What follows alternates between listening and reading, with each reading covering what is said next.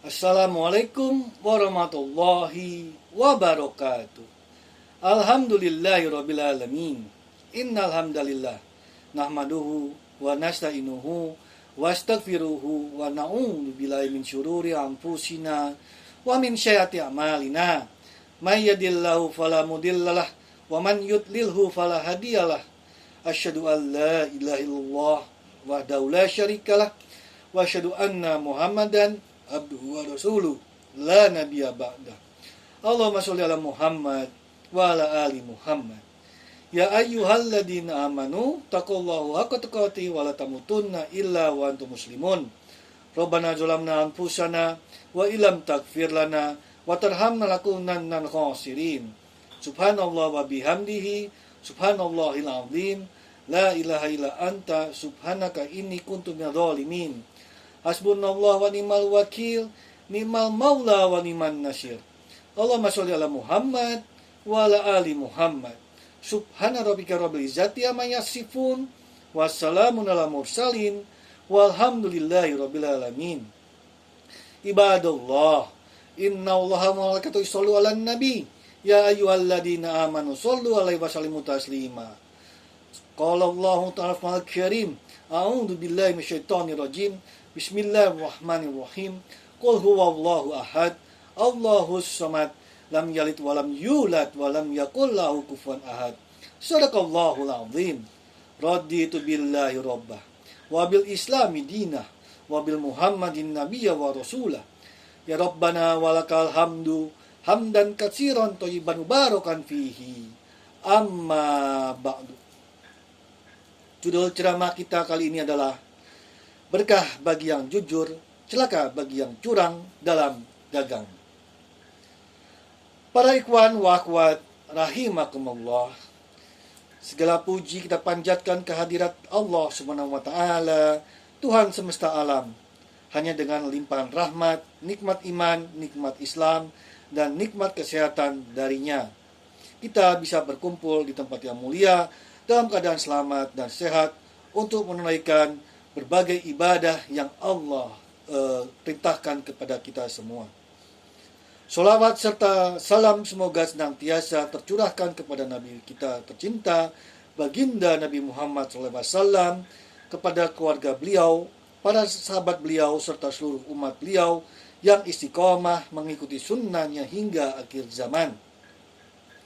Para ikhwan wa akhwat rahimakumullah, pada kesempatan ceramah yang penuh berkah ini, mari kita sama-sama meningkatkan ketakwaan kita kepada Allah Subhanahu wa taala dengan menjalankan segala perintahnya dan menjauhi segala larangannya. Karena sungguh sebaik-baik bekal yang bisa kita bawa pulang untuk kehidupan akhirat nanti adalah takwa. Allah telah menjanjikan pertolongan, ampunan, dan surga bagi hamba-hambanya yang bertakwa. Para ikhwan wa akhwat rahimakumullah, salah satu bentuk pelanggaran yang sering terjadi dalam dunia muamalah atau jual beli adalah perbuatan mengoplos barang dagangan. Apa itu pengoplosan? Yaitu mencampur barang bagus dengan yang jelek atau mencampur barang asli dengan barang palsu, baik itu menipu pembeli atau untuk mendapat keuntungan lebih besar. Termasuk juga mengurangi timbangan atau menyembunyikan cacat barang atau bahkan memberikan informasi yang tidak sesuai dengan kenyataan. Perbuatan seperti ini bukan hanya merugikan sama manusia, tetapi juga merupakan bentuk pengkhianatan terhadap amanah dan kepercayaan, serta pengkhianatan terhadap Allah Subhanahu wa taala. Padahal Islam sangat menjunjung tinggi kejujuran atau siddiq dan keadilan atau adil dalam setiap aspek kehidupan, termasuk dalam berdagang. Allah Subhanahu wa taala berfirman dalam surah An-Nisa ayat 29 yang artinya, wahai orang-orang beriman, janganlah kamu memakan harta sesamamu dengan cara yang batil atau tidak benar, kecuali berupa perniagaan atas dasar suka sama suka di antara kamu. Janganlah kamu membunuh dirimu, sesungguhnya Allah adalah Maha Penyayang kepadamu. Para ikhwan wa akhwat rahimakumullah, Imam Ar-Razi dalam Tafsir Kabir jilid 10 halaman 57 menjelaskan, termasuk di dalamnya adalah memakan harta orang lain dengan cara yang tidak sah dan memakan harta sendiri dengan cara yang tidak sah. Para ikhwan wa akhwat rahimakumullah, Ayat yang tadi kita bacakan dengan tegas melarang kita untuk mengambil harta orang lain dengan cara-cara yang tidak benar. Termasuk di dalamnya adalah segala bentuk penipuan dalam transaksi seperti pengoplosan produk yang sejatinya merupakan bentuk memakan harta orang lain dengan cara batil. Mengapa disebut batil? Karena keuntungan yang diperoleh bukan dari kejujuran atau kerja keras, tetapi dari kebohongan, dari menyembunyikan cacat barang, dari mencampur yang baik dengan yang buruk, sehingga merugikan pihak lain. Ini jelas-jelas bertentangan dengan nilai-nilai Islam. Perlu kita renungkan bersama bahwa perbuatan seperti ini bukan hanya merugikan sesama manusia, tapi juga telah mencoreng nama baik agama kita. Islam mengajarkan prinsip luhur dalam berniaga, yaitu kejujuran, amanah, keadilan. Dan Rasulullah SAW memberikan teladan yang sangat agung dalam hal ini. Beliau dikenal sebagai pedagang yang paling jujur, yang terpercaya bahkan sebelum diangkat menjadi nabi. Maka tidak heran bila beliau sangat mengecam praktik kecurangan dalam perdagangan. Dalam suatu hadis yang masyhur diriwayatkan oleh Imam Muslim nomor 147, Rasulullah SAW bersabda, Rasulullah SAW pernah melewati setumpuk makanan, lalu beliau memasukkan tangannya ke dalamnya. Lalu jari-jarinya menyentuh sesuatu yang basah. Beliau pun bertanya, "Apa ini wahai pemilik makanan?" Ia menjawab, "Terkena hujan, wahai Rasulullah." Beliau bersabda, "Mengapa tidak engkau letakkan di bagian atas makanan, agar manusia melihatnya? Barang siapa menipu kami, maka ia bukan dari golongan kami." Para ikhwan wa akhwat, rahimakumullah, hadis yang baru saja kita dengar adalah sebuah ancaman yang sangat dahsyat. Ungkapan atau maka bukan dari golongan kami bukanlah teguran biasa. Ini adalah pernyataan keras dari Rasulullah bahwa orang yang menipu, termasuk para pengoplos dalam perdagangan, telah melepaskan dirinya dari barisan kaum muslimin yang jujur, yang menjunjung tinggi nilai-nilai kejujuran, amanah, dan integritas dalam hidupnya. Tindakan itu bukan hanya melukai kepercayaan pembeli, tapi juga mengkhianati ajaran Nabi kita tercinta. Ia telah mengingkari nilai ukhuwah dan merusak citra Islam yang luhur. Na'udzubillah. Para ikhwan wa akhwat, rahimakumullah, ancaman bagi para pelaku pengoplosan tidak sebatas celaan atau sanksi moral. Lebih dari itu, ada konsekuensi nyata baik di dunia maupun di akhirat. Di dunia mereka akan kehilangan keberkahan rezeki karena harta diperoleh dari hasil pengoplosan adalah harta haram. Dan harta haram itu, meskipun tampak banyak dan menggiurkan, tidak akan pernah membawa ketenangan, tidak akan menghadirkan kebahagiaan dalam rumah tangga, bahkan bisa jadi sumber malapetaka. Apalagi, apa artinya kekayaan jika tidak diiringi dengan ketentraman batin, keharmonisan keluarga, dan keberkahan hidup? Justru sebaliknya, harta haram akan mengundang penyakit hati, pertengkaran, dan keretakan dalam rumah tangga. Allah SWT mengingatkan dalam surah Al-Baqarah ayat 276 yang artinya, Allah memusnahkan riba dan menyuburkan sedekah, dan Allah tidak menyukai setiap orang yang tetap dalam kekufuran dan bergelimang dosa.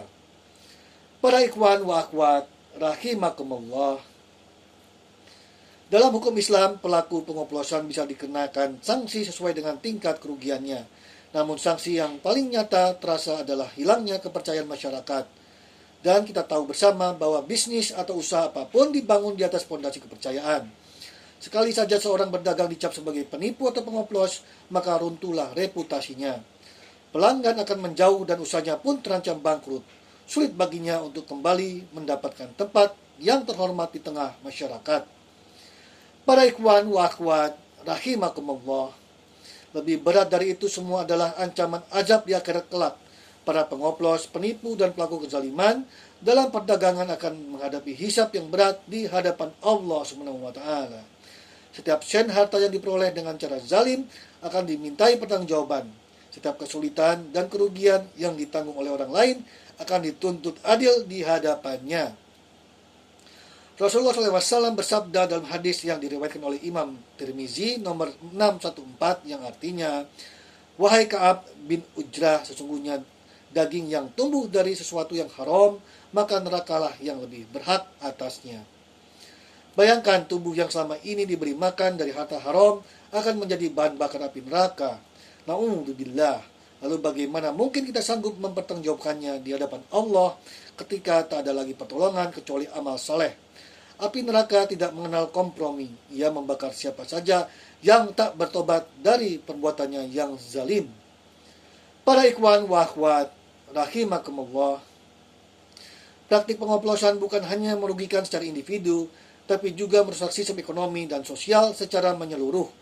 Ketika penipuan merajalela, kepercayaan masyarakat akan luntur. Rasa saling curiga akan tumbuh, persaingan bisnis menjadi tidak adil, karena yang jujur kalah bersaing dengan yang licik. Ini adalah bencana ekonomi dan sosial. Bukankah kita semua menginginkan masyarakat yang adil, makmur, dan harmonis? Maka dari itu, mari kita renungkan kembali bahwa rezeki itu sudah dijamin oleh Allah Subhanahu wa Ta'ala. Tidak akan mati seseorang sebelum seluruh jatah rezekinya dipenuhi. Maka jangan pernah merasa perlu menempuh jalan haram untuk mempercepatnya. Mari kita jadikan momen ini sebagai pengingat dan perbaikan diri. Mari kita perbaiki niat dalam berdagang. Berniagalah dengan kejujuran, jadikan usaha sebagai ladang pahala, bukan ladang dosa. Keuntungan yang sedikit namun halal jauh lebih mulia di sisi Allah daripada keuntungan besar yang haram. Jadilah pelaku usaha yang amanah dan jadilah konsumen yang cerdas, serta mendukung pedagang-pedagang yang jujur. Mari kita bangun sistem ekonomi yang sehat, adil, dan berlandaskan syariat Islam.